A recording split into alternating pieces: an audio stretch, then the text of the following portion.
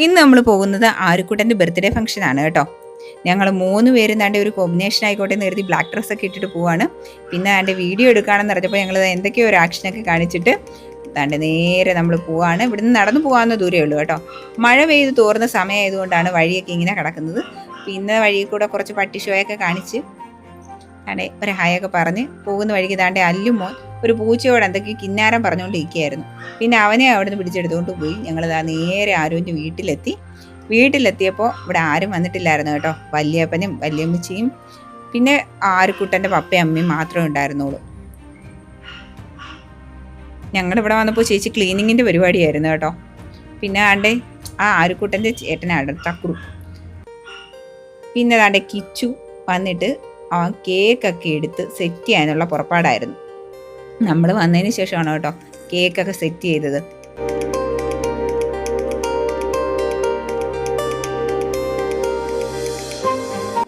നല്ല ഭംഗിയുള്ള കേക്കായിരുന്നു കേട്ടോ. അങ്ങനെ അതെല്ലാം ഒരു ടേബിളിലോട്ട് സെറ്റ് ചെയ്ത് കഴിഞ്ഞപ്പോഴത്തേക്കും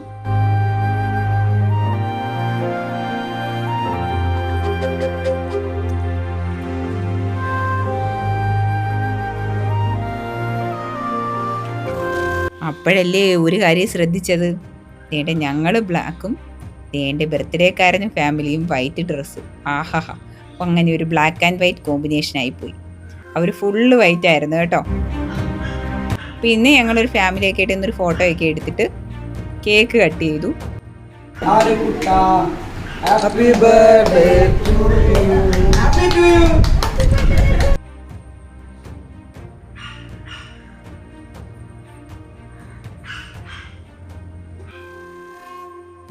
എല്ലാവരും കുഞ്ഞിന് കേക്ക് വായിൽ വെച്ച് കൊടുക്കുന്നുണ്ടായിരുന്നു കേട്ടോ.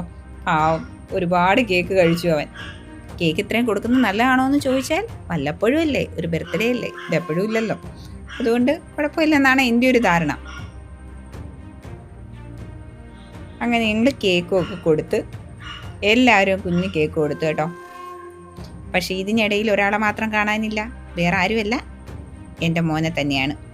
അവൻ ഇതിനിടയ്ക്ക് കുറച്ച് ക്രിമികേടി കയറിയിട്ട് ഇതേ അപ്പുറത്ത് മാറിയിരിക്കുമായിരുന്നു. പിന്നെ ആളെ ഓക്കെ ആയിട്ട് വന്ന് ഫുഡൊക്കെ കഴിക്കായിരുന്നു. വീശപ്പവും പൊറോട്ടയും ചിക്കൻ കറിയായിരുന്നു കേട്ടോ.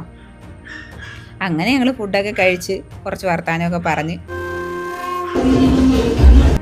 വീണ്ടും അപ്പോഴത്തേക്കും ബർത്ത്ഡേ പോയി ഇവിടെ ഡാൻസ് തുടങ്ങി. ഇതാണ് വല്യമ്മച്ചി കേട്ടോ. വല്യമ്മച്ചിയുടെ മുമ്പിൽ നിന്ന് അവൻ തകർക്കുകയാണ്. ലാലേട്ടൻ്റെ പാട്ട് കേട്ടിട്ടാണോ കേട്ടോ ഈ തകർപ്പ് കാണിക്കുന്നത്. അങ്ങനെ അവൻ്റെ സ്റ്റെപ്പും ഒക്കെ കണ്ട് അവിടെ ഞങ്ങൾ കുറച്ച് നേരം ഇരുന്നു. പിന്നെ ഞങ്ങളൊരു ഫോട്ടോ എടുത്തു. ഇപ്പം കണ്ടില്ലേ ബ്ലാക്ക് ആൻഡ് വൈറ്റ്. അപ്പോൾ ഒരു ബ്ലാക്ക് ആൻഡ് വൈറ്റ് ഫോട്ടോ ആയില്ലേ.